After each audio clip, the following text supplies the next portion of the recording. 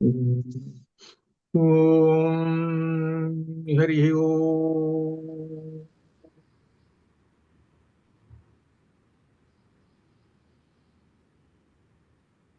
గురు బ్రహ్మ గురుర్విష్ణు గురుర్దేవో మహేశ్వర గురు సాక్షాత్ పరం బ్రహ్మ తస్మై శ్రీ గురవే నమః. జ్ఞానానందమయం దేవం నిర్మల స్ఫటికాకృతిం ఆధారం సర్వ విద్యానాం హయగ్రీవముపాస్మహే. శరదిందు వికాసమందహాసాస్ఫురదిందీవరలోచనాభిరామాం అరవింద సమాన సుందరాస్యాం అరవిందాసన సుందరీం ఉపాసే. శారదా శారదాంభోజవదనా వదనాంబుజే సర్వదా సర్వదా అస్మాకం సన్నిధిం క్రియాతు. పరబ్రహ్మణే నమః. ఓం శన్నో మిత్రస్యం వరుణః శన్నో భవత్వర్యమా శన్న ఇంద్రో బృహస్పతిః శన్నో విష్ణురుక్రమః. నమో బ్రహ్మణే నమస్తే వాయో త్వమేవ ప్రత్యక్షం బ్రహ్మాసి త్వామేవ ప్రత్యక్షం బ్రహ్మ వదిష్యామి అరుతం వదిష్యామి సత్యం వదిష్యామి తన్మామవతు తద్వక్తారమవతు అవతు మాం అవతు వక్తారం. ఇది మనకు దైవ ప్రార్థన. దైవ ప్రార్థనలో కూడా అందరూ ఏంటంటే సహజంగా మిగిలిన అన్ని జనరల్ గా ఉన్నటువంటి అన్ని చేస్తుంటారు. శుక్లాంబరధరం విష్ణు అట్లని గురు బ్రహ్మ గురు విష్ణు ఇటువంటి చేస్తుంటారు. ఇవన్నీ ఈ శ్లోకాలన్నీ ఏంటంటే లౌకిక భాషలో వచ్చినటువంటి స్తోత్రాలు. ఇవి వేద భాషలో వచ్చినటువంటి స్తోత్రం ఇది. వైదికంగా వచ్చినటువంటి స్తోత్రం దేవతలను ప్రార్థించటం ఇది అనమాట. దీనిలో ఈ మనకు ఈ తైత్తీరు ఉపనిషత్తులో ఈ తైత్తీరు ఉపనిషత్తు యజుర్వేదాంతర్గత తైత్తీరు ఉపనిషత్తు. దీనిలో ఏమిటంటే వల్లి అనే పేరుతోటి భాగాలు ఉంటాయి.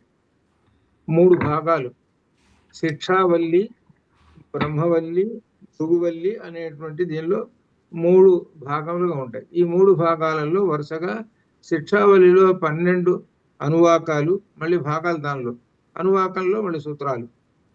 అలానే బ్రహ్మవల్లిలో 9, అలానే భృగువల్లిలో 10, మొత్తం 31 అనువాకాలు ఉన్నాయి. 31 అనువాకాలు ఉన్నాయి దీనిలో మనం ఈ తైత్తీరు ఉపనిషత్తులో. దీనిలో ప్రారంభంలో ఏం చెబుతున్నాడంటే అన్నిటికన్నా విశేషంగా దేవతా ప్రార్థన చెబుతున్నాడు. ఇది ఈ దేవతలను ప్రార్థించడం చెప్పిన తర్వాతనే మనకి పాఠం మొదలుపెట్టాడు. ఇది ఈ తైత్తీరు ఉపనిషత్తు వేదం మాదిరిగా చదవాలి. ఉదాత్త అనుదాత్త స్వరితాలతోటి వేదం ఎట్లా చదువుతున్నారు అట్లా చదవాల్సినటువంటిది. అయితే ఆ స్వరాలు పెట్టుకుని చదవాలి. వాళ్ళు స్వర విద్య వచ్చినటువంటి వాళ్ళు చదువుతారు, వేదం చదివేటువంటి వాళ్ళు. అట్లా మనం కేవలం చదువుకొని పాఠం చదువుకొని వాటి అర్థాలు తెలుసుకోవటం అనేటువంటిది మనం కార్యక్రమంలో పెట్టుకున్నాం. దీనిలో మొట్టమొదటిగా ఓం అనేటువంటి ఓంకారం ప్రణవంతో ప్రారంభం అవుతున్నది. ప్రణవంతో ప్రారంభమవుతుంది. ఓం అనేటువంటి ప్రణవంతో. ఈ ప్రణవంతో ప్రారంభమై మొట్టమొదటిగా చెబుతున్నది శన్నో మిత్రః శం వరుణః అని. మొట్టమొదట మిత్రుడు వరుణుడు అనేటువంటి 2 దేవతలు. ఇక్కడ దీనిలో విశేషమైన శం అంటే శుభమును కలిగించేటువంటి వాడు, శుభమును కలిగించు కాగా. అంటే మనకి ఎప్పుడు శుభాలు కావాలని దేవతల్ని కోరుతూ ఉంటుంటాం. అది అందువలన శం అది అనమాట, శుభాన్ని కలిగించుగాక అది అనమాట.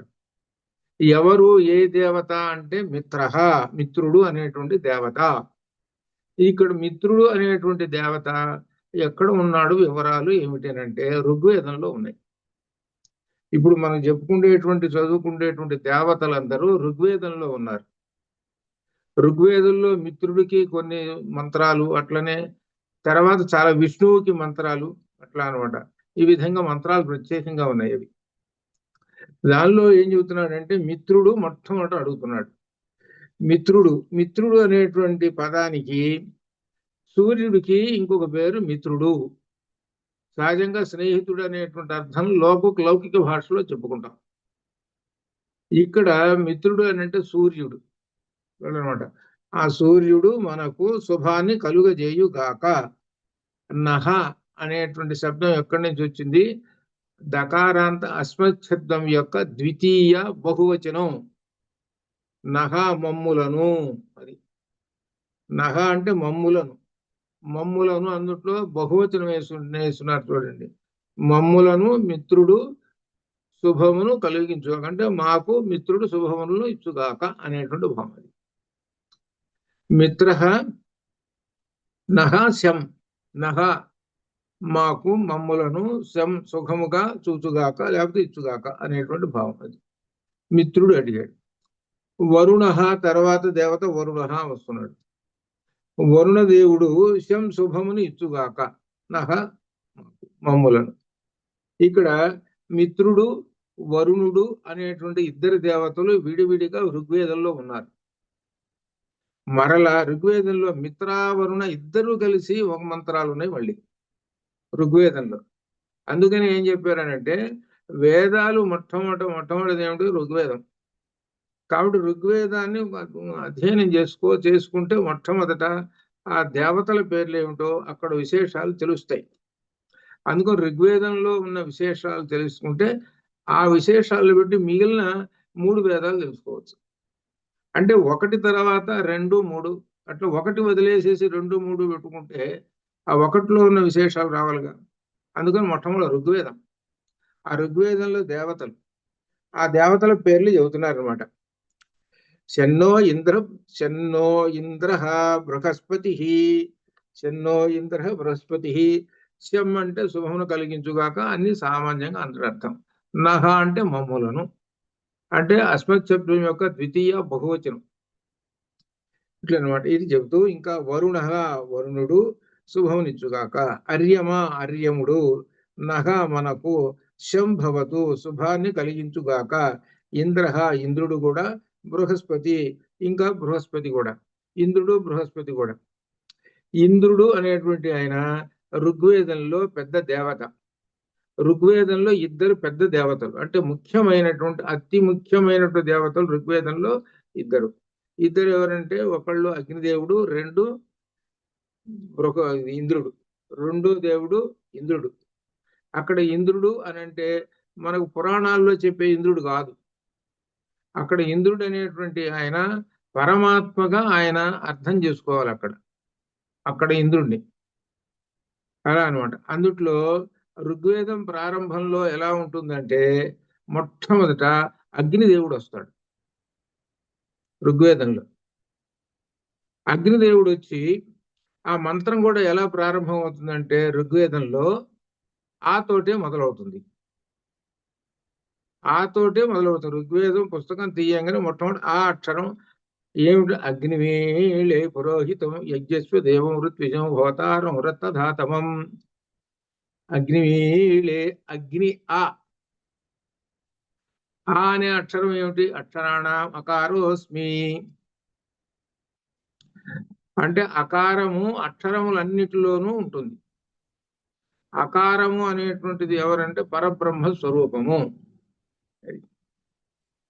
ఆ పరబ్రహ్మ స్వరూపమైనటువంటి అగ్నిదేవుణ్ణి. అందుకనే మనం ప్రాచీన కాలంలో అంటే వేద కాలంలో అంటే ఎప్పుడు యజ్ఞాలు ఇంట్లో ఎల్లప్పుడు కూడా అగ్ని 3 అగ్నులు ఉంటాయి వేదకాలంలో. అలా అప్పుడు చేస్తుంటారు. ఇప్పుడు వేదకాలం అయిపోయింది. మనం ఈ యుగం వచ్చేటప్పటికి ఏం చెప్పారనంటే దీపారాధన చేసి కానీ నీవు ఈ దేవతార్చన ఏదైనా సరే దీపారాధన. ఇప్పుడు దీంట్లో పటాలు లేవు, ఏం లేవు అనుకోండి, అవి ఇంపార్టెంట్ కాదు. సహజంగా ఈ పటాలు పెట్టుకొని చేస్తుంటారు. అదేదో మనకు బొమ్మను చేసుకొని ఉపాసన కోసం అట్లా ఈ విధంగా చేసుకోవాలి. వాస్తవానికి దేవుడు ఎవరంటే అగ్నిదేవుడు. ఏమి పెట్టకుండా, పటాలేం పెట్టకుండా కేవలం అగ్నిని మాత్రం పెట్టేసేసి, అంటే వత్తిలో నూనె వేసేసి పెట్టి నమస్కారం చేస్తే పరమాత్మకు నమస్కారం చేసినట్టు అది. అలా అనమాట. అందుకని ప్రధానమైనటువంటిది అగ్నిదేవుడు. ఆ అగ్నిదేవుడికి మొట్టమొదట నమస్కారం చేస్తాం మనకు ఋగ్వేదంలో మొట్టమొదటి అనమాట అది. అలా వేదాలలో ఉండేటువంటి దేవతలు వాళ్ళు. ఆ దేవతల్లో అగ్నిదేవుడు ఇంద్రుడు ఇద్దరు. మొట్టమొదటి ఇంద్రుడు ఏమో 60% మంత్రాలు ఉంటే 40% అగ్నికి ఉన్నాయి మంత్రాలు. అంటే ఎక్కువ శాతం మంత్రాలు ఇంద్రుడికి ఉంటాయి దానిలో, ఋగ్వేదంలో. తర్వాత అగ్నికి ఉంటాయి. ఈ విధంగా అనమాట. అది ప్రాధాన్యత దీనిలో. అందుకని దానిలో అట్లనే ఇంద్రుడు, ఇంద్రహ అంటే ఋగ్వేదంలో ఉన్న ఇంద్రహ. బృహస్పతి, అట్లనే బృహస్పతి కూడా ఉన్నాడు ఋగ్వేదంలో, బృహస్పతి. నహ అంటే మనకు అన్నాడు, కానీ మమ్ములను అనేటువంటి ద్వితీయాంతం చెప్పుకోవాలి. మనకు అర్థం కోసం మనకు అని చెప్పాడు. అది నహ మమ్ములను శం శుభాన్ని కలుగజేయుగాక. ఇంకొకటి విష్ణు ఉరుక్రమ. అది విష్ణు ఉరుక్రమ. విష్ణువు ఉరుక్రమ. విష్ణువు ఉరుక్రమ అంటే ఇక్కడ విశేషం ఏమిటంటే ఆయన 3 పాదములు 3 లోకములలోనూ విక్రమించి ఉన్నాడు, ఆక్రమించి ఉన్నాడు. అది భూహు భువ శుభ 3 లోకముల్లోనూ ఆక్రమించి ఉన్నటువంటి వాడు ఎవరంటే విష్ణువు. అది సర్వం వ్యాప్నోతీతి విష్ణువు. సర్వం వ్యాప్నోతీతి విష్ణువు. సర్వం వ్యాప్నోతీతి విష్ణువు. కాబట్టి ఆ విష్ణువు ఎటువంటి విష్ణువు అంటే ఇది సర్వత్రా వ్యాపించినటువంటి విష్ణువు. నహ మనకు లేక మమ్ములను శం శుభము కలిగిస్తాడు అని. తర్వాత బ్రహ్మణే, బ్రహ్మమునకు చివరికి ఎవరు నమస్కరిస్తున్నాను, వాయోహు వాయుదేవుడు. ఇక్కడ విశేషం ఏమిటంటే నమో బ్రహ్మణే అంతవరకు ఒక వాక్యం. ఆ బ్రహ్మము గారికి నమస్కారం చేశాడు. అన్నిటికన్నా పరబ్రహ్మానికి నమస్కారం చేశాము అని అర్థం. ఇక్కడ విశేషం ఏమిటంటే బ్రహ్మణే అనేటువంటి దానికి కూడా ఏమిటంటే మనకు చతుర్ముఖ బ్రహ్మగారు వస్తారు, అదొక అర్థం. చతుర్ముఖ బ్రహ్మగారికి నమస్కారం చేశాము అని. ఆ తర్వాత ఇంకొక నమస్తే వాయో, ఇది ముఖ్యమైనటువంటిది. నమస్తే వాయో.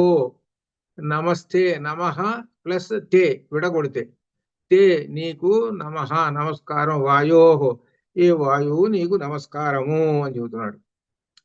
ఇక్కడ విశేషం ఏమిటంటే 3 లోకములు వచ్చినాయి మనకు. ఎక్కడంటే విష్ణువులో 3 లోకములు అంటే భూహు భువః శువః 3 లోకములు. ఈ 3 లోకములని కనెక్ట్ చేసేటువంటి వాడు, అనుసంధానం చేసేటువంటి వాడు వాయోహు. అది అంటే వాయువు ఈ 3 లోకములను నిండి ఉన్నాడు. అది అంటే మనం వాయువు అని అంటే మనం అనుకుంటాం మనకున్నటువంటి ఈ వాయువు ఇట్లా అని అనుకుంటాం కదా. మొత్తం వాయువు ఏంటంటే 7 × 7 49 రకాల వాయువులు మొత్తం ఈ 3 లోకాలలో ఇమిడి ఉన్నటువంటి 49 రకాలు ఉంటాయి. అసలు మొట్టమొదట వాయువు ఒకటే, దాన్ని 7 భాగాలు, మళ్ళీ 7 భాగాలు 49. అంటే పైకి పోయే కొంది మార్పులతో ఉంటాయి. అలా ఉంటాయని మనకి శాస్త్రం చెబుతున్నది. అది ఇక్కడ వాయోహు, ఎందుకంటే వాయువు ఉంటేనే ఈ లోకాలు బతుకుతున్నాయి. వాయువు ఉంటేనే లోకాలు. మనం ఇక్కడ ఇండియాలో ఉన్నాం, వాయువు శుభ్రంగా ఆక్సిజన్ ఈ వాయువు తీసుకుంటున్నాము. ఇంకో దేశానికి మొత్తం ఈ భూమండలం మీద ఎక్కడికి పోయినా కానీ వాయువు సర్వత్రా వ్యాపించి ఉన్నది కాబట్టి సమస్తమైనటువంటి ఈ చరాచర జగత్తు నడుస్తున్నది. కాబట్టి ఈ చరాచర జగత్తు నడవటానికి మూలమైనటువంటి ఎవరు అనగా వాయువు. అది అటువంటి వాయువుకి నమస్కారము. నమస్తే వాయో. పైగా ఆ వాయువు ఎటువంటిది అంటే త్వమేవ ప్రత్యక్షం బ్రహ్మాసి. నీవు ఎటువంటి ప్రత్యక్షంగా మాకు కనబడుతుండే బ్రహ్మము నీవేను, అనగా ప్రాణము నీవేను. వాయువు అంటేనే ప్రాణం. మనలో వాయువు ఉన్నది కదా, పంచ ప్రాణాలు ఉన్నాయి కదా, పంచవాయువులు ఉన్నాయి. కాబట్టి మనమేమిటి అన్ని ఈ భూమండలం మీద ఉన్నటువంటి చెట్లు చేమలు రకరకాలైనటువంటి జీవరాశులు వీళ్ళందరూ కూడా వాయువుతోటే బతుకుతున్నారు. మొట్టమొదట కావాల్సింది నీ వాయువు, తర్వాత నీళ్లు, తర్వాత ఆహారం. ఇలా ఉంటే బతుకుతారు వరుస. నీళ్లు ఆహారం ఉన్నాయి, వాయువు లేదు, ఎందుకు పనికిరాడు. అందుకనే చూడండి, ఆ కొండలు ఎక్కేటువంటి వాళ్ళు వాయు సిలిండర్లు తీసుకొని పోతుంటారు. ఇది అనమాట వాయువు యొక్క ఇంపార్టెన్స్ అనమాట, ఆధిక్యత. నమస్తే వాయో త్వమేవం ప్రత్యక్షం బ్రహ్మాసి త్వామేవ ప్రత్యక్షం బ్రహ్మ వదిష్యామి. అయా మీరేనండి వాయుదేవుడు, మీరు ప్రత్యక్షంగా దైవమని వదిష్యామి చెప్పుచున్నాను లేక స్తుతిస్తున్నాను. వాయువే ఇదనమాట. ఈ వాయువే మనకు ముఖ్య ప్రాణంగా మన శరీరంలో ఉన్నాడు వాడు వాయువు. ఆ ముఖ్య ప్రాణమైన శరీరమే లోపల పంచప్రాణములుగా పంచధా విభజంతే, 5 రకములుగా విభజించి పంచప్రాణములుగా ఉంటే మన శరీరం అంతా నడుపుతూ ఉన్నాడు. కాబట్టి ఒక పూట అన్నం లేకపోయినా బతుకుతాం, కాసేపు దప్పికైనా కాసేపు ఆగుతాం, కానీ వాయువు లేని మాత్రం బతకలేదు. కాబట్టి వాయువు అనేటువంటిది ప్రత్యక్షంగా మనకు కనబడుతున్నట్టు పరమాత్మ స్వరూపము అని ఇక్కడ ప్రత్యక్షమైన దైవముగా ఉన్న ప్రత్యక్షమైన బ్రహ్మదైవమని, ప్రత్యక్షంగా మాకు కనబడుతున్నటువంటి దైవమని, త్వాం ఏవ నిన్నే, ఏ వాయుదేవుడా నిన్నే దైవముగా వదిష్యామి స్తుతిస్తున్నాను. వీళ్ళు ఉన్నారు ఎవరు, బృహస్పతి విష్ణువు పైన చెప్పారు, మిత్రుడు వరుణుడు వీళ్ళందరూ చెప్పుకుంటూ వచ్చారు. వాళ్ళకి ఇవ్వలేదు, ప్రత్యక్షం బ్రహ్మాసి ఈయనకిచ్చారు. ఎందుకంటే వాళ్ళందరూ కూడా ఈ 3 లోకాల్లో ఉండేవాళ్ళు. ఈ 3 లోకములన్నీ కూడా అనుసంధానం చేస్తున్నది ఏమిటంటే వాయువు, అది అర్థం. కాబట్టి వాయువు అంత గొప్పవాడు అని అర్థం అన్నమాట. వాయువు అంత గొప్పది. ఋతం వదిష్యామి, ఋతం అని వదిష్యామి, ఋతము అని నేను స్తుతిస్తున్నాను, ఇది సత్యమని, ఇది సత్యమని నేను స్తుతిస్తున్నాను. సత్యస్వరూపము. ఇక ఆ తర్వాత ఇక వరుసగా ఋతం వదిష్యామి, సత్యం వదిష్యామి, సత్యం పలుకుతున్నాను. ఋతం అనేటువంటి దానికి అర్థాలు ఉన్నాయి. శాస్త్రం ప్రకారంగా చెప్పేటువంటి దాని ఋతం అని, ఇట్లా దీనికి ప్రత్యేకమైన అర్థాలు ఉన్నాయి. ఆ అర్థాలని మనం విడిగా ఇప్పుడు మనం అధ్యయనం చేస్తాం, అర్థాన్ని దీన్ని అనేమాట ఇది. కాబట్టి ఇక్కడ చెబుతున్నాడు, సత్యం వదిష్యామి తత్ మాం అవతు, తత్ మాం అవతు అక్కడ కూడా తీసుకోండి, తన్మాం అవతు, అది తత్ మాం అవతు, తత్ ఆ పరబ్రహ్మము, మాం నన్ను, అవతు రక్షించుగాక, తత్ ఆ పరబ్రహ్మము మాం నన్ను రక్షించుగాక అని చెబుతున్నాడు. తద్వక్తారం అవతు, తద్వక్తారము, తత్ ఆ పరబ్రహ్మము, వక్తారం రక్షించునని, అవతు అవతు రక్షించునని, వక్తారం చెబుతాను, ఆ పరబ్రహ్మమే రక్షిస్తుందని చెబుతాను.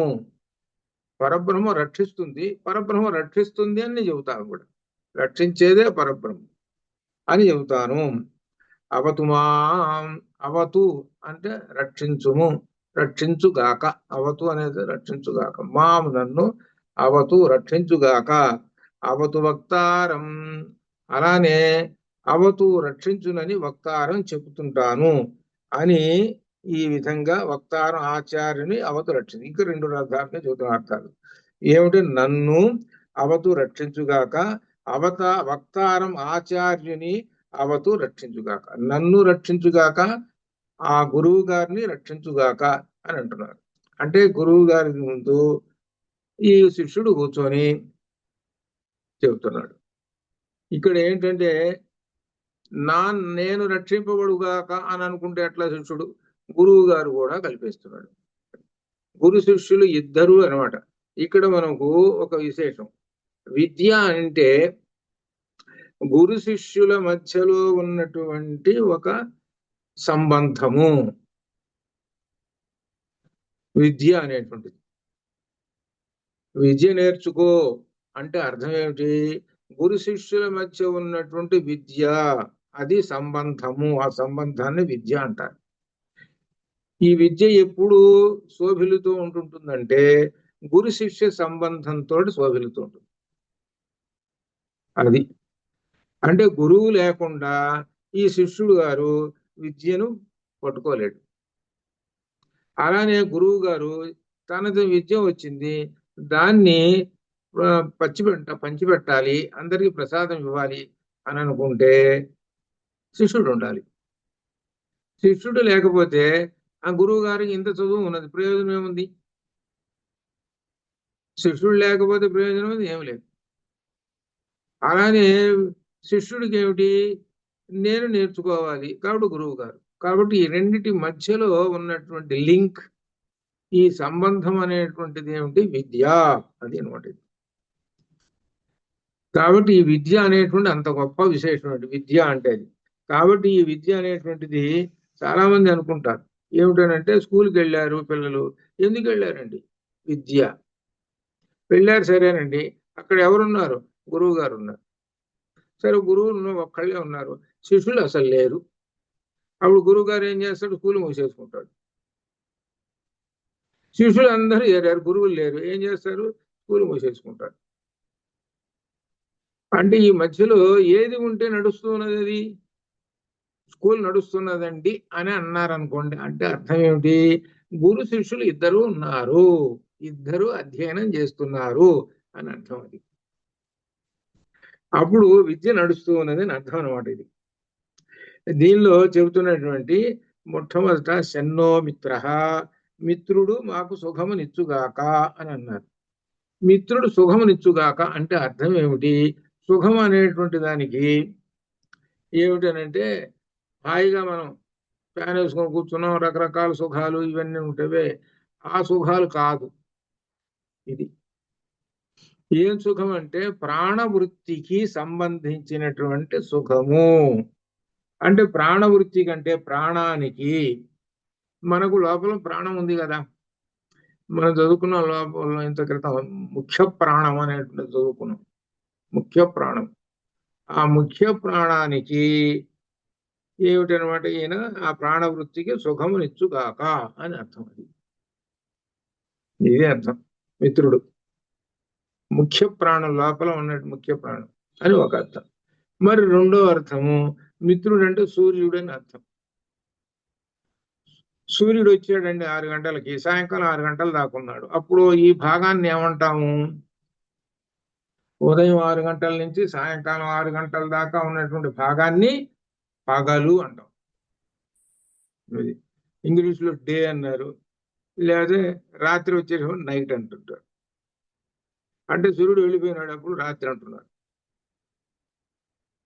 అంటే సూర్యుడు ఉండటం వలన పగలు అనేటువంటిది వస్తుంది. అంటే పగటికి దేవత ఎవరు? అది ప్రశ్న. పగటికి దేవత ఎవరు అని ప్రశ్న వేసుకుంటే సూర్యుడు. కాబట్టి అందుకనే సూర్యుడిని నమస్కరించడం, సూర్య నమస్కారాలు. అందుకనే పంచాయతనంలో సూర్యుడు వచ్చాడు, మొట్టమొదటి సూర్యుడే. ఋగ్వేద కాలంలో మొట్టమొదట ఆర్యులు, వాళ్ళని ఏమంటారంటే ఆర్యులు అంటారు. ఆ ఆర్యులు ఆరాధించినటువంటి దైవం సూర్యుడు, ప్రత్యక్ష దైవం. వాళ్ళు సూర్యుడిని ఆరాధించారు.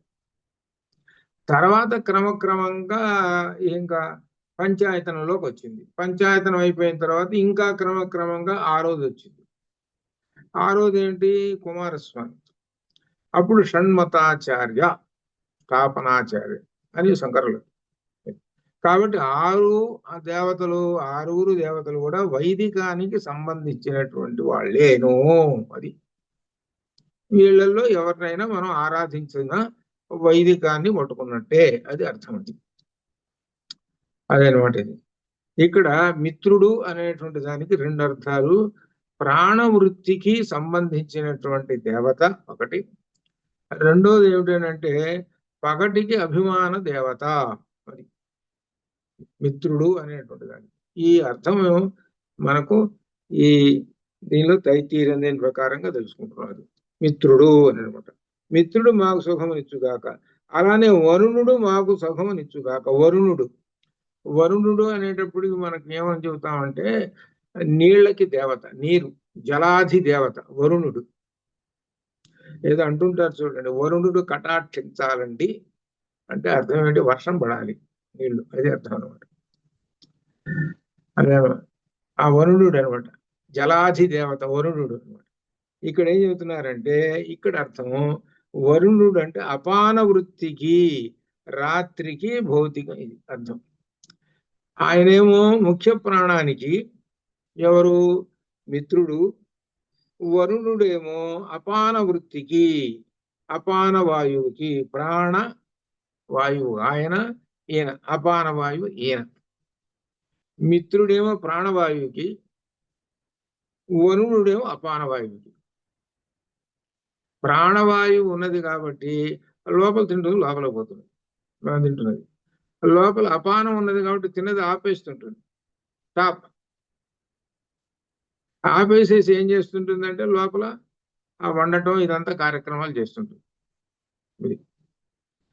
ఈ ప్రాణ అపాన వాయువులు అనేటువంటిది ఎల్లప్పుడూ నిరంతరము, అంటే పంచప్రాణాలు నిరంతరం పనిచేస్తూ ఉంటుంటాయి. ఇక ఈ రెండు ప్రాణముల యొక్క విశేషం చెప్పాడు. పంచప్రాణాల్లో రెండు ప్రాణాల యొక్క విశేషం. ప్రాణవృత్తికి మిత్రుడు, అపాన వృత్తికి వరుణుడు, ఇదనమాట. మరి ప్రాణవృత్తికి పగలు ఎవరు? సూర్యుడు. అలానే ఇక్కడ వరుణుడు రాత్రికి అని అర్థం. అందుకనే వీళ్ళిద్దరిని కలిపి ఋగ్వేదంలో ఒక మంత్రాలు ఉన్నాయి కూడా, మిత్రావరుణులు అని. మిత్రావరుణులు అంటే సూర్యుడు వరుణుడు వీళ్ళిద్దరికి చూసుకొని దగ్గర సంబంధం. ఆయనేమో సూర్యుడు ప్రాణవృత్తికి అంటే పగలికి, రాత్రికి. పగలు ఎలా ఉంటుంది? వేడిగా ఉంటుంది, ఇంతే కదా. సూర్యుడు ఉన్నప్పుడు సూర్యుడు వెళ్ళిపోయినాడు, వెళ్ళిపోయినప్పటికీ వరుణుడు వచ్చాడు. వరుణుడు ఏంటి? నీళ్లు. నీళ్ళు అంటే అర్థం ఏంటంటే ఒక రకంగా చెప్పాలంటే వేడి లేకుండా, అంటే చలి. ఇది ఇట్లా అనమాట. ఇది చూడండి, సహజంగా చలికాలంలో వచ్చేటప్పటికి, చలికాలంలో పగటిపూటన్నా తిరుగుతాం సూర్యుడు ఉన్నప్పుడు, రాత్రి కూడా వచ్చేటప్పటికి మరీ కార్తీక మాసం వచ్చేటప్పుడు చలి వేసేస్తుంటుంది. దీనికి ఏమిటి కారకులు ఎవరు అని అంటే వరుణుడు, రాత్రికి అభిమాన దేవత. ఆయన పగటికి వేడి పుట్టిస్తుంటే ఈయన పగటికి చలి పుట్టిస్తుంటాడు. ఇది అనమాట. అది ఇలా చెబుతున్నాడు. అని మిత్రావరుణులు అని విడివిడిగా చెప్పాడు. ఇద్దరిని కూడా కలిపి చెబుతున్నారు. అంటే సూర్యుడు ఇటు, తర్వాత వరుణుడు అంటే ఇక్కడ ఏంటంటే జలాధి దేవత. ఈ ఇద్దరికి సంబంధం ఉన్నది. ఇప్పుడు మనకు సైన్స్ లో కూడా ఏంటనంటే సూర్యుడు ఏం చేస్తారంటే వేడి కిరణముల చేత ఆ నీళ్లను తాగి తీసుకొచ్చి ఇదిగో భూమి మీద ఇస్తున్నాడు అనేటువంటి తెలుస్తుంది. ఇది మనం చెబుతున్నాం అనమాట. బాగా ఎండ కాసిందంటే ఇక వర్షం వస్తుందండి అని అనిపిస్తుంది. ఏదో ఒక పాట కూడా, ఎండలు కాసేది ఎందుకురా, వర్షం పడేటందుకురా, పిల్లలకి పాఠాలు చెప్పేటప్పుడు. మరి దానిలో ఏంటంటే పైకి పాఠంగా లోపల ఎంతో అర్థం ఉంది, సైన్స్ అర్థం. మరి అదే అనమాట. ఇట్లా తర్వాత ఇంకొకడు, ఆ తర్వాత అయిపోయిన తర్వాత శన్నో ఇంద్రో బృహస్పతి భవత్యర్యమా భవతి అర్యమా భవతి అర్యమా శన్నో భవతి, మాకు శుభమును కలిగించుగాక. ఎవరు? అర్యముడు అని. ఈ అర్యముడు ఎవరు? కన్నులకు, ఈ కన్నులకు సూర్యుడు అభిమాన దేవత. కన్నులకు అంటే మనకు సూర్యునకు దేవత అభిమానమైనటువంటి మన కన్నులకు అభిమాన దేవత. ప్రాణానికి పగటికి అభిమాన దేవత మిత్రుడు, అపానానికి రాత్రికి అభిమాన దేవత వరుణుడు, కళ్ళకు సూర్యునికి అభిమాన దేవత అర్యముడు. ఇక్కడ అర్యముడు, ఈ అర్యమ అనేటువంటిది కూడా ఈ మంత్రం ఏమిటంటే ఈ దేవత పేరు అర్యముడు. ఈయనట కళ్ళకు, మన కంటికి, సూర్యునికి అభిమాన దేవత. మన కళ్ళు ఉన్నాయండి, సూర్యుని చూస్తున్నాము, ఆ చూస్తున్నాము అని అంటే ఆ శక్తి అర్యమహ అని చదువుతున్నాడు. అది ఇంకోటి ఏంటంటే సూర్యుడు అనే దానికి అర్యముడు అనేటువంటి ఒక పదం కూడా ఉన్నది. అట్లానే సూర్యుడు అనేటువంటి అర్థంలో అర్యముడు అనేది. కాబట్టి అర్యముడు అనేటువంటి ఒక దేవత అని చెబుతూ, చేతులకు బలానికి అభిమాన దేవత ఇంద్రుడు. సరే, చేతులకు అనేటప్పటికి మనకేమర్థం వస్తుందంటే కర్మేంద్రియాలు, కర్మేంద్రియాలకు వస్తుంది. ఇది పైన ఒక చిన్న విశేషం, కళ్ళకు సూర్యునికి అభిమాన దేవత అర్యముడు అనేటప్పటికీ జ్ఞానేంద్రియాలకు వెళ్ళిపోతాయి. జ్ఞానేంద్రియాలు మొట్టమొదటి చెట్టు శ్రోత్ర చెబుతున్నాడు కదా, అది అని ఏంటంటే జ్ఞానేంద్రియాలకి అర్యముడు. అలానే ఈ కర్మేంద్రియాలకి అభిమాన దేవత ఇంద్ర, అట్లా అనమాట. ఇకపోతే వాక్కుకు బుద్ధికి అభిమాన దేవత బృహస్పతి, తెలిసినటువంటిదే కదా. బుద్ధిలో బృహస్పతి వంటి వాడు, వాక్కులో బృహస్పతి వంటి వాడు అని చెబుతుంటారు. బృహస్పతి మనకు గీతలో వచ్చింది కదా బృహస్పతి, గీత 10వ అధ్యాయంలో బృహస్పతి వచ్చాడు. వీళ్ళందరూ వచ్చాడు, గీతలో బృహస్పతి వచ్చాడు, వరుణుడు వచ్చాడు. ఇది గీతలో 10వ అధ్యాయంలో వచ్చారు. ఎవరు అనంటే నేనేను అని చెబుతున్నారు. బృహస్పతిని నేనేనా అన్నాడు, శుక్రుణ్ణి నేనేనా అన్నాడు శుక్రాచార్యుడు. అట్లా ఇది మనకు 10వ అధ్యాయంలో వచ్చిందనమాట. ఇక చెబుతూ బుద్ధికి అభిమాన దేవత బృహస్పతి, తర్వాత పాదాలకు అభిమాన దేవత విష్ణువు. పాదాలకు అభిమాన దేవత విష్ణువు. విష్ణువు పాదములకు అభిమానముకు దేవత. ఏమిటి అని అర్థం. పాదములు అనేటువంటి దానికి ఏంటంటే మనం సహజంగా కాళ్ళు అనేటువంటి అర్థంలో చెప్పుకుంటాం. ఏమిటి పాదములు అంటే 3 పాదాలు, ఇది అర్థం. 3 పాదాలు ఏమిటి? త్రిపాదశ్యామృతం దిభిః విష్ణురురుక్రమః నమో బ్రహ్మణే అని చెబుతున్నాం. విష్ణురురుక్రమః, విష్ణువు 3 పాదములు తన యొక్క, ఇదే ఇక్కడ విశేషం ఏమొస్తుంది, ఈ మాటను ఆధారంగా చేసుకొని విష్ణువు 3 పాదములను ఆధారంగా చేసుకొని బలి చక్రవర్తి కథలో చెప్పాడు.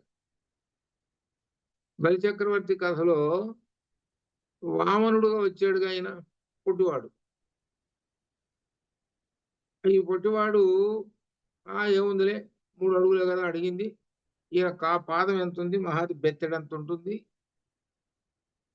కాబట్టి 3 బెత్తలు ఇస్తే సరిపోతుంది. నేల 3 బెత్తలు అంటే మహా అయితే 1 అడుగు ఏముందిలే అని అనుకున్నాడు పాపం ఎవరు, బలి చక్రవర్తి. అంటే అనుకున్నాడు అని అంటే అర్థం ఏమిటంటే దానిలో అజ్ఞానము, అది అర్థం. ఏముందిలే 3 అడుగులే, 3 అడుగులు అడిగాను, ఒక పెద్ద లెక్క ఇది నాకు, ఇది పెద్ద లెక్క నాకు 3 లోకాలుంటే 3 లోకాల్లో ఏమంటే ఇక భూలోకంలో 3 అడుగులు ఏదైనా అనుకున్నాడు బాబు. అంటే అజ్ఞానము, అహంకారం, అది. కాబట్టి అజ్ఞానం అహంకారం తొలగించడానికి ఆయన 3 పాదములు, 3 లోకములలో పాదాన్ని పెట్టాడు. తన పాదాన్ని పెట్టేసేయడం 3 లోకాలు నిండిపోయినాయి. అంటే అర్థం ఏమిటి? 3 లోకములలో నిండినటువంటి పాదము, ఎవరి పాదము నిండి ఉన్నది? విష్ణువు యొక్క పాదము నిండి ఉన్నది. అందుకనే 3 లోకములలో నిండిన ఉంటుంది. ఈ మాటని ఇంకా సంక్షిప్తంలో చెప్పడానికి సర్వం వ్యాప్నోతి విష్ణువు అని చెప్పాడు. అనగా అన్నిటి చేత వ్యాపించి ఉన్నటువంటి దేవత ఎవరు? విష్ణువు, అది అర్థం. మరి అన్ని చోట్ల వ్యాపించిన దేవత విష్ణువు అని అంటే ఆ విష్ణువుకి నువ్వు సగుణ రూపం ఇచ్చుకొని ఓ బొమ్మ పెట్టుకున్నావు. ఓ బొమ్మ పెట్టుకొని నేను వైష్ణవమతం అని అనుకుంటున్నాను. కానీ వాస్తవానికి ఏంటి? ఆ విష్ణువు ఎవరు? సర్వం కల్విదం బ్రహ్మ, అది మొత్తం బ్రహ్మస్వరూపమే. ఆ మాట చెప్పడం ఇంకో మాట విష్ణువు చెప్పాడు. అది పదాలు మారినాయి కానీ భావం అంతా ఒకటే. భావం అంతా ఒకటే, ఏమి భేదం ఏమి లేదు. సర్వం విష్ణుమయం. అందులో భాగవతంలో సర్వం విష్ణు కళామయమంచు అని కూడా దానిలో పద్యం వచ్చింది, ఇది పోతన గారి పద్యంలో. సమస్తము విష్ణువు యొక్క అంశయే, ఇక మరొకటి లేదు అనగా అన్నింటిలోనూ నిండి ఉన్నటువంటిది విష్ణు స్వరూపము. నువ్వు బ్రహ్మస్వరూపం అన్నా ఒకటే, నువ్వు ఎట్లన్నా ఇబ్బంది ఏం లేదు దాని గురించి. ఆ విషయమే చెబుతున్నాడు అనమాట. విష్ణువు ఏమిటో పాదాలకు అభిమాన దేవత విష్ణువు. ఈ మంత్రాన్ని అందరూ చదువుతారు. ఏది ఈ నారాయణ సూక్తం అయిపోయిన తర్వాత ఏమిటనంటే త్రిపాదస్య అమృతం దివి అని మంత్రం ఉంది కదా, ఆ మంత్రం చెబుతుంటారు. ఆ మంత్రంతో కూడా ఆశీర్వచనం ఇచ్చచ్చు. ఆశీర్వచనాలు ఇచ్చేటప్పుడు వేద మంత్రంతో ఆశీర్వచనం ఇస్తారు. ఆశీర్వచనాలు అంటే చూడు, ఇప్పుడు సహజంగా నమస్కారం చేస్తారు, పాదాలు నమస్కారం చేస్తారు.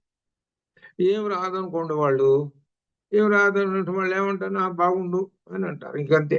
అంతే కదా, వాళ్ళకు రావు కదా, మంత్రాలు ఏం రావు కదా. అందుకని మనకు మంత్రం వచ్చు కాబట్టి మంత్రాన్ని ఉపయోగిస్తే అది పవర్ఫుల్. ఆ వాక్ ఉపయోగిస్తే అది అనమాట. విష్ణోపదం అని దానిలో చెప్పారు కదా ప్రత్యేకంగా. ఆ మంత్రం ఒక లైన్ ఉంటుంది అనమాట. అది ఋగ్వేద మంత్రం. ఆ మంత్రంతో ఆశీర్వచనం ఇస్తారు. లేకపోతే ఇంకేమైనా సరే ఏదైనా వేద మంత్రంతో ఆశీర్వచనం ఇవ్వాలి. అదే అనమాట. ఇక ఇంకా పోతే ఇక విశేషం ఏంటంటే విష్ణువుని గురించి చెప్పారు. విష్ణువు 3 పాదములలో నిండి ఉన్నాడు, సర్వం వ్యాప్నోతీతి అని. ఈ ఒక్క పదం పట్టుకొని ఇక్కడ విశేషం చెబుతున్నారు. ఏమిటో విష్ణు రురుక్రమ అనేటువంటి ఈ వేదవాక్యాన్ని పట్టుకొని పురాణాలలో ఒక కథ వచ్చింది. ఇప్పుడు మీరు ఇదే కనుక్కోవాల్సింది. 3 పాదములు నిండి ఉన్నాడు విష్ణువు అని చెబుతున్నాడు. అని నిండి ఉన్నాడు అని చెప్పడానికి వామన అవతారం ఉన్నాడు చూశారు, బలిచక్రవర్తి కథ చెప్పుకుంటూ వచ్చేసాడు. ఇది పురాణాల్లో ఉన్నది. ఇది పురాణాల్లో ఉన్నట్టు. అట్లానే వేదములో ఉన్నటువంటి వాక్యాలకి దాన్ని బాగా ప్రజలకి అర్థం కావటం కోసం ఒక కథను అల్లి పురాణాలు చెప్పు. సత్యం వదా ధర్మం చరా అని చెప్పారనుకోండి, వాడికి సత్యం మారే నిజం మాట్లాడాలి, ధర్మం చరా ధర్మం అని చెప్పామనుకోండి, ఏదో వింటాడు పోతాడు. దానికి ఉదాహరణ కథ ఏమిటంటే సత్యనారాయణ స్వామి వ్రతం.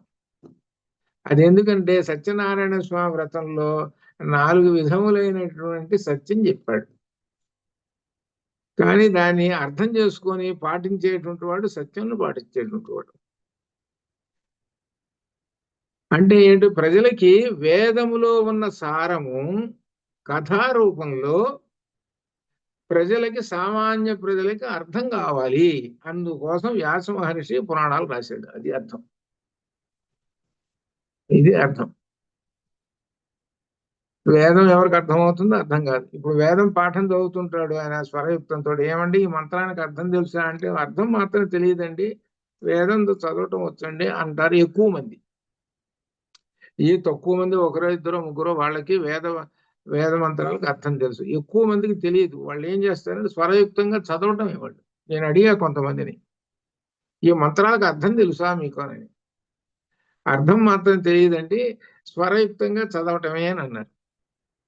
ఆ స్వరయుక్తంగా చదవటం వల్ల ఏమిటంటే దానికి తరంగాలు ఉంటాయి కదా, విద్యుత్ తరంగాలు మాదిరి. ఆ తరంగములు ఎవరికి వెళ్ళిపోతుంటే బ్రహ్మానికి వెళ్ళిపోతుంటాయి.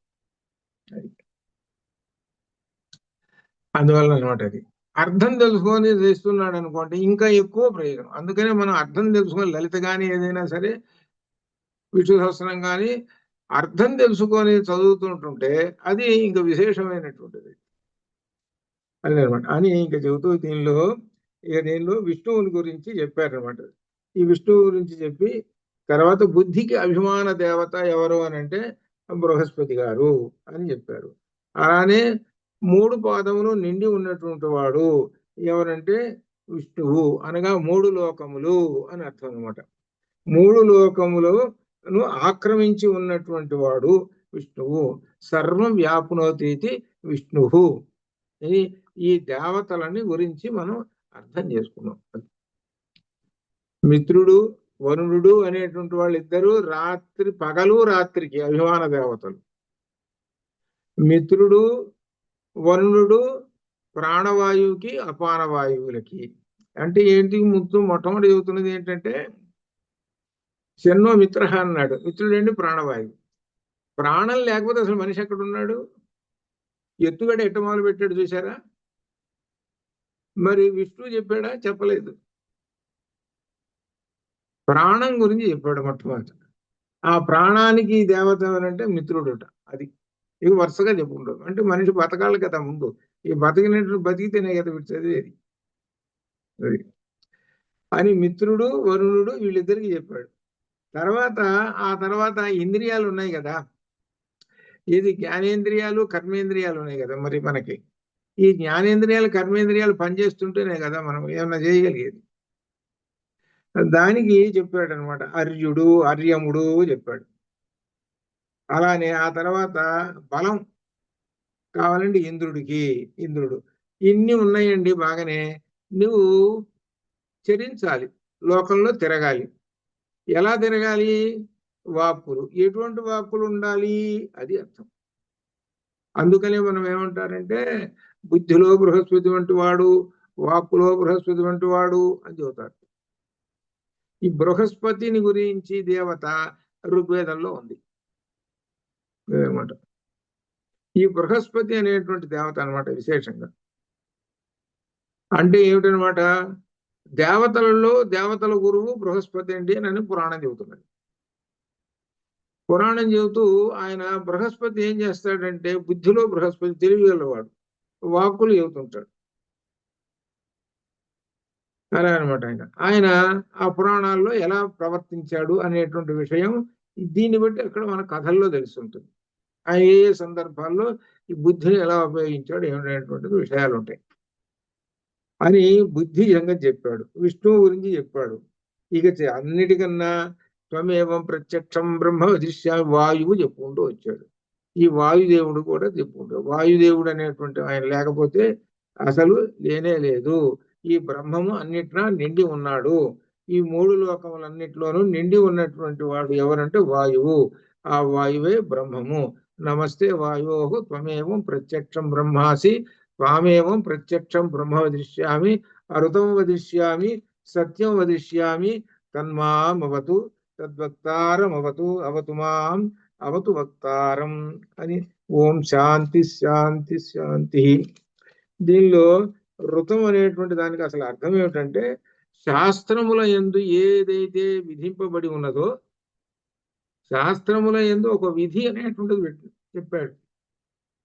ఈ కర్మకు, ఈ క్రియకి, వీటికి విధి, ఇలా చెయ్యి ఇది చెయ్యి అని చెబుతున్నాడే దాన్ని ఋతం అని అంటారు. దాన్ని ఋతం అంటారు. అది కాబట్టి ఆ ఋతం శాస్త్రముల యందు ఏదైతే చెప్పారో అది నీకు తెలియకపోతే ఏం చెప్పారనమంటే, మహాత్ములు ఉంటారు కొంతమంది శ్రేష్ఠులు, వాళ్ళు ఆచరిస్తుంటారే, వాళ్ళు ఆచరించేటువంటి విధానాన్ని తెలుసుకొని అట్లా నువ్వు ఆచరించు. ఇది అర్థం. అరుతం దీన్ని ఋతం అని అంటుంటారు కానీ అరుతము అనాలి అసలు లెక్క. అలాగే ఋగ్వేదాన్ని అరుగ్వేదము అనాలి. ఇప్పటికీ మాకు వ్యాకరణాలు చెప్పినటువంటి గురువు గారు చెప్పినటువంటి మాట ఇప్పటికే గుర్తే. అరుకారం వచ్చేటప్పటికి అరుగ్వేదము అని అంటారు. మామూలుగా ఋగ్వేదం అన్నారంట కదా, మామూలు రాసి కొమ్మి ఇచ్చినట్టు అవుతుంది. మరి దానికి దీనికి తేడా చూపించాలి కదా. అందుకని అచ్చులు నేర్చుకునేటప్పుడు కూడా ఈకి నేర్చుకునేటప్పుడు అరు అరు, మాకు చిన్నప్పుడు నేర్పినప్పుడు అరు అరు అలు అలు అదే ఉంటాయి. కాబట్టి అరుతం వదిష్యామి సత్యం వదిష్యామి అని అర్థం. ఇకపోతే సత్యం వదిష్యామి. సత్యం అంటే ఏమిటి? సత్యం అనే దానికి అర్థం ఏంటంటే సహజంగా అందరూ కూడా చెబుతున్నది ఏంటంటే నిజము అనేటువంటి మాట చెబుతున్నారు. సత్యం అంటే నిజం.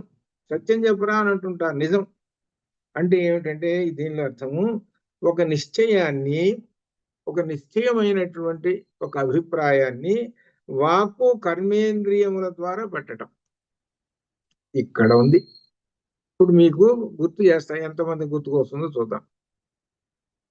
నీకు మనస్సులో ఒక నిర్ణయము, స్థిరమైనటువంటి ఒక నిర్ణయం వచ్చేసింది, ఒక అభిప్రాయం వచ్చేసింది. దాన్ని వాక్కు చేత చెప్పావు, అయిపోయింది, చెప్పావు. చెప్పిన తర్వాత దాన్ని ఆచరించాలి. ఆచరించడానికి కర్మేంద్రియాలు. కర్మేంద్రియాలు ఏంటి? చేతులు కాళ్ళు, అర్థం కాదా? ఇవన్నీ పనిచేయాలి. పనిచేసినాయండి కరెక్ట్గా. నువ్వు ఏదైతే అనుకున్నావు ఆ మాట అన్నావు. ఆ మాట అనటానికి నీ కర్మేంద్రియాలు పనిచేసినాయి, అన్నీ కరెక్ట్. అప్పుడు సత్యం. ఇది అర్థం. ఇది అర్థం సత్యం అనే దానికి అర్థం. ఇప్పుడు వాడు ఏమంటాడనంటే, అయ్యా నీకు 10 రూపాయలు ఇస్తాను రేపు అన్నాడు. వాడు అడిగా, ఏమైనా ఇస్తానన్నావు, 10 రూపాయలు ఇస్తానన్నావు కదా, ఇవ్వు అంటే, నేను ఎప్పుడు అన్నాను అన్నాడు అనుకోండి. అనంటే అప్పుడు ఏంటిది, వాడు వాక్కు ఏమైంది, ఏదైతే మాట అన్నాడో దాన్ని తప్పేసేసాడు. వాడు తప్పేసేసాడు కదా, ఫెయిల్ అయిపోయినాడు వాడు. నేను ఎప్పుడు ఇస్తానన్నాను, నువ్వు నిన్ననే కదా అన్నది అన్నట్టు. ఇదిగో సాక్ష్యం ఈయన ఉన్నాడు అని అంటే, సాక్ష్యం ఉన్నట్టు, అవునా నువ్వు అన్నావు ఉన్నట్టు, భలేవాడివే, నేనెప్పుడన్నా, మళ్ళీ వాడిని కూడా కొట్టిస్తాడు. నేను అనలే, అసలు అనలేకపోతే నేనెట్టంటాను అని అంటాడు. ఇదే అనమాట. ఇది అంటే ఏంటి, పలికినటువంటి మాటని, ఆ వాక్కుని కర్మేంద్రియం ఏం చేసింది, ఈ వాక్కు రెండో దారికి వెళ్ళిపోయింది. అదే దారిలో ఉండాల, ఒకటే దారిలో ఉండాల. అలా ఉన్నవాడు రామాయణంలో రామచంద్రమూర్తి. అదే ఏం చెప్పాడు యుద్ధకాండలో, విభీషణుడు వచ్చాడు. విభీషణుడు వచ్చినప్పుడు రామ శరణ శరణం అన్నాడు. వానరులు అందరూ అన్నారు, అయ్యా ఆయన శత్రువు నుంచి వచ్చాడండి, ఆయన తీసుకుంటే ఎట్లండి అని రకరకాలు చెప్పారు. కానీ రామచంద్రమూర్తి తన మనోనిశ్చయం ఏమిటి అని అంటే, దాని అర్థం మనస్సులో ఉన్న నిశ్చయము ఏమిటి, ఆ శరణు అనేటువంటి వచ్చిన వాడికి అభయం ఇవ్వటం అనేటువంటిది నా యొక్క నిశ్చితమైన అభిప్రాయం అని మనస్సులో ఉంది ఆయనకి, ఉన్నది. దాన్ని బయట పెట్టేశాడు, దాన్ని మాట చెప్పేశాడు. స్వకృదేవ ప్రపన్నాయ తవాస్మితి యాచతే అభయం సర్వభూతేభ్యో దదామి ఏతం వ్రతం మమ అని చెప్పేశాడు. స్వకృదేవ ప్రపన్నాయ తవాస్మితి యాచతే. ఒక్కసారి నన్ను గనక నేను నీ వాడను, నాకు శరణు ఇవ్వు అని అడిగితే, ఎటువంటి వాడైనా సరే అభయం సర్వభూతేభ్య అన్నాడు. సర్వభూతేభ్య అని అంటే అర్థం ఏమిటి, సమస్త ప్రాణులు. ఇప్పుడు విభీషణుడు అంటే ఏదో రాజుగారు కదా, ఓ పెద్ద ఆ రాజుగారి తమ్ముడు కదా అని ఇచ్చాడు అని అనుకుంటున్నారు, అది కాదు. సర్వభూతేభ్య అన్నాడు. ఎటువంటి చిన్న ప్రాణి అయినా సరే, అది అర్థం. ఎటువంటి పెద్దవాళ్ళు, ఎటువంటి వాళ్ళైనా సరే సర్వభూతేభ్య అనేది మళ్ళీ వచ్చేస్తాయి. వాళ్ళకి నేను అభయం ఇచ్చేసేస్తాను అన్నాడు. ఇక వానర శ్రేష్ఠులందరూ మేల్కొని కూర్చున్నారు. సరేనంటే అన్నారు. సరే, ఆ విభీషణుడికి అభయం ఇచ్చాడు. ఆ విభీషణుడు అభయం ఇచ్చాడు కదా, అభయం ఇచ్చి దగ్గర చేర్చాడంటే అర్థం ఏమిటి, కర్మేంద్రియాలు పనిచేసింది. అప్పుడు విభీషణుడిగా ఉన్నాడు, ఆ రావయ్య విభీషణుడు అన్నాడు. విభీషణుడు వచ్చాడు, విభీషణుడి దగ్గర చేర్చుకున్నాడు. అంతేగాని మాట అని నీకు శరణిస్తున్నానని దగ్గరికి రాగానే చిక్కాడు కదా వీడు అని కత్తితోటి నరికితే అప్పుడు ఏమవుతుంది, ఎంతటి పాపం ఇది, చూసారా మరి. అందుకనే అర్థం అనమాట, సత్యం అనే దానికి ఇది అర్థం. ఏతద్ వ్రతం మమ, ఈ వ్రతం అంటే సత్యవ్రతము నాది, అది సత్యం అనే దానికి ఇంతటి అర్థం ఉంది. అది అంత ఏదో తేలిక అని అనుకుంటున్నారేమో. మాట అంటం అనేట జాగ్రత్త. ఒక మాట అన్నావు అని అంటే అది పాటించి తీరాలి. మాట అంటే పాటించి తీరాలి. లేదయ్యా మాట తీసి గట్టును పెట్టు అంటుంటాడు ఒక్కొక్కడు. అంటే అర్థం ఏమిటి, అసత్యం బలుకని అర్థం. అది అదే అర్థం. అది ఎట్లా అనమాట. అందుకని చెబుతున్నాడు సత్యం. ఆ సత్యం అనేటువంటిది ఒక నిశ్చిత అభిప్రాయాన్ని మనసులో ఉన్నదాన్ని బయట పెట్టడము, ఆ బయట పెట్టినటువంటి దాన్ని కర్మేంద్రియముల ద్వారా ఆచరించడం, దాన్ని ధర్మము. ఇది సత్యం వద ధర్మంచర. దాన్ని ఆచరించావు కాబట్టి ధర్మము. అది ఆచరించలేదనుకోండి, ఆచరించాల్సి వచ్చేటప్పుడుగా ఆచరించటం లేదు, ఆచరణ మాత్రం లేదు. అటువంటిప్పుడు ఏమిటి, అది కూడా ఫెయిల్ అయిపోతుంది, సత్యం కూడా ఫెయిల్ అయిపోతుంది. ఈ రెండు ఎలా ఉంటాయి అని అంటే, రెండు కనెక్ట్ అయి ఉంటాయి. ఇది విడగొట్టరాని సంబంధంతో ఉండట్టు అనమాట ఈ రెండు. అందుకని సత్యం వద ధర్మం చెర తర్వాత వస్తుంది అనమాట అదే విషయాలు. సత్యం అనమాట ఇది అని వాక్కు కర్మేంద్రియాలతో వేషం. అలానే ఇంకా విశేషమైన ప్రాణశక్తే బుద్ధిశక్తిగా కర్తవ్యాన్ని కూడా నిశ్చయిస్తుంటుంది అని చెబుతుంది అనమాట. మనలో ఉన్నటువంటి ఈ ప్రాణశక్తి బుద్ధిశక్తిగా కర్తవ్యాలను కూడా నిర్ణయిస్తుంటుంది. కర్తవ్యాన్ని అంటే అర్థం ఏమిటి? శాస్త్ర ప్రకారంగా ఏదైతే చెప్పాడో, శాస్త్ర ప్రకారంగా ఇది చెయ్యండి అని చెప్పాడు, ఆ విషయాన్ని అదో కర్తవ్యం, మనకు అదో కర్తవ్యం. శాస్త్ర ప్రకారం చెప్పారు, ఇది దీని ప్రకారం చెయ్యండి అనేది. అది ఋతం. శాస్త్ర ప్రకారంగా ఏదైతే చెప్పారో దాన్ని ఆచరిస్తున్నామో దాన్ని ఋతం. అదేనమాట. ఆ ఋతం బుద్ధి యందు నిశ్చయించుకోవడము. బుద్ధి యందు నిశ్చయించుకోవడం అంటే బుద్ధిలో నిర్ణయించుకోవాలి, అంటే నిశ్చిత అభిప్రాయంతో రావాలి. అంటే అర్థం ఏమిటనమాట? శాస్త్రం ఏమి చెప్పింది అని అంటే సంధ్యావందనం చేయండి అయ్యా అన్నారు. దాన్ని మనసులో బుద్ధి నిశ్చయం చేసుకోవాలి, చేసుకొని దాని ప్రకారంగా చేశాడు. అది శాస్త్ర ప్రకారంగా చేశాడు. అట్నే శాస్త్ర ప్రకారంగా ఏం చేయాలో అదంతా గురువు చెబుతారు, దాని ప్రకారంగా చేయాలి, చేస్తేనే అది ఋతం. అది అనమాట. కాబట్టి దాన్ని చేయటానికి బుద్ధి యందు ఒక నిశ్చయం చేసుకోవాలి. బుద్ధి అసలు ఏం చేస్తుంటుందంటే దాని లక్షణము నిశ్చయాత్మకం చేస్తుంటుంది. మంచి చెడులు వింగడించేసేసి మంచి ఏదో దాన్ని తీసుకునేటట్టు చేస్తుంది. అది నిశ్చయం, బుద్ధి యొక్క లక్షణం.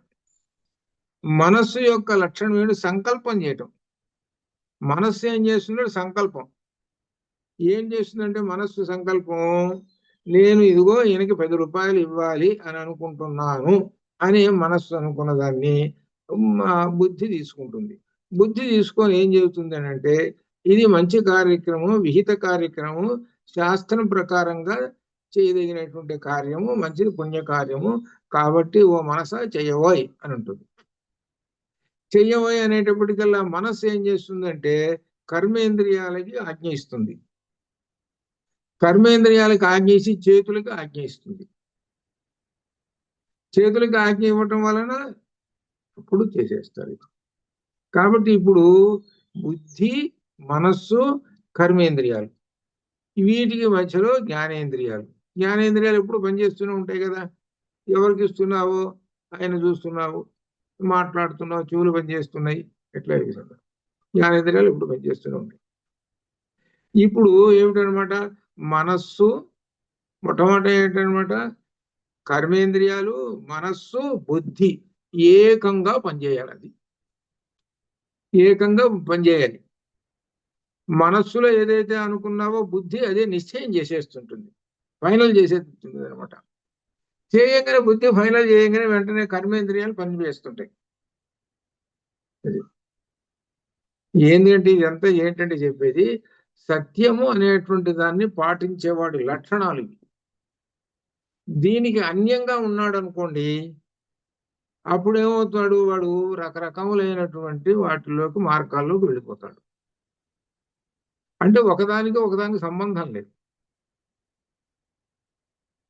వాడి జీవితం అంతా దీంతో. కాబట్టి జీవుడు అనేకమైనటువంటి కష్టాలకు, అనేకమైన ఏంటి రూపాలకి, అంటే అనేక జన్మలకి, పాపము అంటే సుకృత దుష్కృత అనేటువంటి రెండు ఉన్నాయి కదా, దానిలో దుష్కృతాలకు వెళ్ళిపోతాడు. అందుకని దీనిలో చెప్పేది అంటే, దీనిలో లక్ష్యం ఏమిటంటే జీవుణ్ణి ఉద్ధరించడం కోసం చెప్పేటువంటి లక్ష్యం ఇది. అది చివరికి లక్ష్యం ఇది, ఈ మంత్రం యొక్క లక్ష్యం ఇది. ఈ మంత్రాలు ఇది అర్థం చేసుకొని ఈ విధంగా చేయండి అని చెబుతున్నారు. సత్యము అనే దానికి చెప్పారు ఇట్లా అనమాట. ఆ సత్యం అనేటువంటి దానికి, ఋతం అనేటువంటి దానికి ఈ రెండు దగ్గర సంబంధాలు, సత్యము ఋతం. ఋతం అంటే శాస్త్రీయంగా చెప్పినటువంటిది, అనగా శాస్త్ర ప్రకారంగా చెప్పినటువంటి విధానము, దాన్ని ఋతం. సత్యం అనేటువంటిది నీ మనస్సులో ఏది మంచి భావనతోటి వస్తుంటుందో ఒక మంచి అభిప్రాయము, దాన్ని వెలిబుచ్చడం అది సత్యము. ఇట్లా అనమాట. మంచి ఒక అభిప్రాయం వచ్చిన దాన్ని, అది దానికి ఎంతవరకు కథ చెప్పుకుంటూ వచ్చాడండి. దీనికి సత్య హరిశ్చంద్ర పుస్తకాలు, డ్రామాలు, ఓహో ఇప్పుడు సత్య హరిశ్చంద్ర డ్రామాలు పద్యాలు వాడుతూ అదనమాట. వాడు ఏమంటాడు ఎంతసేపుడి నక్షత్రకుడు, ఒక మాటనయ్యా చాలు, ఒక మాటను, నీ కష్టాలు ఉండవు ఏముండవు, ఏమంటాను అంటే నేను అనలేదు అని ఒక మాటను, నేను వెళ్ళిపోతాను అని అంటాడు నక్షత్రకుడు. అందుకని ఇప్పుడు ప్రస్తుత కాలంలో కూడా చివరికి ఎవడో వెంటబడుతున్నాడు అనుకో, ఏమిటంటే నా బాకీ నాకు ఇవ్వు, నువ్వు అప్పు తీసుకున్నావు, నా డబ్బులు నాకు ఇస్తావా లేదా అని ఇక వాడు వదిలిపెట్టాడు. పగలు రాత్రి వెంట తిరుగుతుంటుంటాడు. వాడిని నక్షత్రకుడు అంటుంటాడు. అందుకని నక్షత్రుడు వెంటబడుతున్నావురా నువ్వు అని అంటుంటాడు. అంతేగా కథలో, సత్య హరిశ్చంద్ర కథలో అదే అనమాట. ఏమిటి మొత్తం మీద సత్య హరిశ్చంద్ర కథలో ఈయన చేత, హరిశ్చంద్రుడి చేత తప్పించాలి, ఈయన తప్పించాలి. కానీ తప్పించడానికి వీలు లేకుండా ఆయన కర్మేంద్రియాలు, జ్ఞానేంద్రియాలు, బుద్ధి, మనసు ఒకే దారిలోనే పంపిస్తాడు కష్టాలు అనుభవిస్తున్నాడు. అయితే అయిందిలే, కష్టాలు అయితే అయింది. కానీ అన్నిటికన్నా గొప్పది ఏమిటి? సత్యము. సత్యం అంటేనే పరమాత్మ. కాబట్టి పరమాత్మ ఏందే నా మనసు లగ్నమైనది, కానీ కష్టాలు వస్తే వచ్చినాయి అని అన్నట్టు. అది అంత తేలికైంది కాదు సత్యం అనేటువంటి దాన్ని. సత్యం అంటే సాక్షాత్తుగా పరమాత్మ స్వరూపము. అందుకని ఆ కథలు మనకి ఆ వేదంలో ఇదిగో ఈ ఉన్న విషయాలని మనకు పెద్ద కథగా చేసి చెబుతుంటారు. ఇది సామాన్యులకు అందరికీ అర్థం కావాలని సత్య హరిశ్చంద్ర అనేటువంటిది చెబుతుంటారు అనమాట. అదనమాట. కాబట్టి ఇదంతా అర్థం చేసుకోయా. కాబట్టి మనలో ఉన్నటువంటి ఆ పరమాత్మ ఉన్నాడే మనల్ని నడిపిస్తూ ఉన్నాడు. ఈ ప్రకృతి కనపడుతూ ఉన్నది చూసావు, ఈ జగత్తు ఉన్నది చూసావు, ఈ చరాచర జగత్తు, ఈ ప్రపంచం అనేటువంటిది ప్రకృతితోటి ఉన్నది. కాబట్టి అది తెలుసుకుంటుండు అని ప్రకృతి శక్తుల గురించి చెప్పుకుంటూ వచ్చేసాడు. కాబట్టి దీనిలో చెప్పినటువంటి ఎన్నో గొప్ప విశేషాలు చెప్పుకుంటూ వచ్చాడు అనమాట. చివరికి సత్యం వదిష్యామి అని చెప్పుకుంటూ, ఋతం వదిష్యామి, సత్యం వదిష్యామి, ఇదే మానవ జీవితానికి ప్రధానమైనటువంటి అంశాలు. సత్యం వదిష్యామి, రథం వదిష్యామి. రథం అనంటే విధి, అంటే శాస్త్రం ఏది చెప్పిందో దానిని నేను పాటిస్తాను. అంతేగా నా ఇష్టం వచ్చినట్టు, నాకు అనుకూలంగా ఉన్నట్టు నేను పాటించను. శాస్త్రం ఏది చెబుతుందో అది. శాస్త్రం నీకు ఒక్కడి కోసం రాయాల, అందరికీ చెప్పింది. ఒక విశేషం ఏం చెప్పాలి అని అంటే భౌతికంగా క్రమశిక్షణ అని అర్థం. అది ఇప్పుడు మనకి స్కూళ్ళలో చదువుకునేటువంటి వాళ్ళందరూ క్రమశిక్షణ అనేటువంటి చూడండి, యూనిఫామ్ అంటారు చూడండి. అలానే క్రమశిక్షణ లైన్లో వాండి అని అంటారు. అలానే క్రమశిక్షణ బెంచికి ఇద్దరు కూర్చోండి, చూడండి ఎలా ఉంటుందో. అంటే ఏమిటంటే మొత్తం మన జ్ఞానేంద్రియాలని, కర్మేంద్రియాలని, మనస్సు, బుద్ధిని అన్నిటినీ కూడా క్రమశిక్షణలో నడుపుతూ ఉంటుంటుంది ఒక రకంగా, నీ ఇష్టం వచ్చినట్టు కాకుండా. అదనమాట. అదే అదే గొప్ప విశేషమైనటువంటిది అనమాట. దీనిలో ఈ మంత్రాలలో చెప్పేటువంటిది అది విశేషమైనటువంటి. జీవుడు క్రమశిక్షణతోటి ఈ జగత్తులో, ప్రపంచంలో తిరగటానికి చెప్పినటువంటి విశేషములు ఇవి. ఇవి మనము భౌతికంగా అర్థం చేసుకోవాలి. సత్యం వద ధర్మం చర అనేటువంటివి వస్తాయి తర్వాత. కాబట్టి ఇక్కడ మాత్రం ఏంటంటే శాస్త్రం చెప్పినటువంటిది ఏదైతే ఉన్నదో అది పాటించండి అని అంటున్నాం. కాబట్టి మనకు దీనిలో చెప్పినటువంటిది ఏమిటనంటే కఠోపనిషత్తులో చెప్పారు, గుర్రాలు, రథము, గుర్రాలు చెప్పారు చూడండి. ఇవన్నీ ఏక మార్గంలో, రథము, గుర్రాలు, మనస్సు, ఇవన్నీ కూడా ఏక మార్గంలో అనగా అర్థం ఏమిటంటే దారి చెప్పకుండా అన్ని సక్రమంగా గనక ఉంటే ఆ రథంలో కూర్చున్నటువంటి ఆ జీవుడు సరాసరి ఎక్కడికి వెళ్ళిపోతాడు అని అంటే పరంధామానికి వెళ్ళిపోతాడు. ఇవి సరైన మార్గంలో ఉండాలి. ఈ సరైన మార్గంలో ఉండాలి, అంతేగాని ఆ మార్గాలు తప్పితే ఏమవుతుంది అని అంటే ఆ జీవుడిని తీసుకొని పోలేము. కాబట్టి జీవుడికి సహకరించేవి ఏమిటనంటే ఈ బుద్ధి, మనస్సు, జ్ఞానేంద్రియాలు, కర్మేంద్రియాలు, వీటికి సంబంధించినటువంటి దేవతలను గురించి మనం చెప్పుకున్నది అదే. అట్లా తర్వాత మంత్రం సంగతి చూద్దాం. అంతవరకు శుభం భూయాత్తు. ఓం పూర్ణమద పూర్ణమిదం పూర్ణాత్ పూర్ణముదచ్యతే పూర్ణస్య పూర్ణమాదాయ పూర్ణమేవావశిష్యతే. అసతోమా సద్గమయ తమసోమా జ్యోతిర్గమయ మృత్యోర్మామృతంగమయం. సర్వేషాం స్వస్తిర్భవతు, సర్వేషాం శాంతిర్భవతు, సర్వేషాం పూర్ణం భవతు, సర్వేషాం మంగళం భవతు, సర్వే భవంతు శ్రీనః, సర్వే సంతు నిరామయాః, సర్వే భద్రాణి పశ్యంతు, మా కశ్చిత్ దుఃఖభాగ్ భవేత్. ఈ చివరి మంత్రం కూడా మీకు అందరికీ రావాలి. మీకు అందరికి ఇంత క్రితమే వచ్చి ఉంటుంది. రానేటువంటి వాళ్ళు మాత్రం అధ్యయనం చేయండి. అది అట్లా అనమాట. ఒకసారి నేను దీనిలో పెట్టేస్తాను, ఒకసారి కూడా చూద్దాం. ఇది చివరిది అనమాట. సర్వేషాం స్వస్తిర్భవతు. వీళ్ళు ఎక్కువ నేను చూశాను ఎక్కడంటే సత్యసాయిబాబా వాళ్ళ దగ్గర, అక్కడ నేను విన్నా కొన్ని చాలా చోట్ల వాళ్ళు చెబుతుంటారు. ఏదైతే శాంతి మంత్రాలు ఇవి అనమాట. అందువల్ల శుభం భూయాత్. సరే, రేపు చూద్దాం. అందువల్ల శుభమస్తు.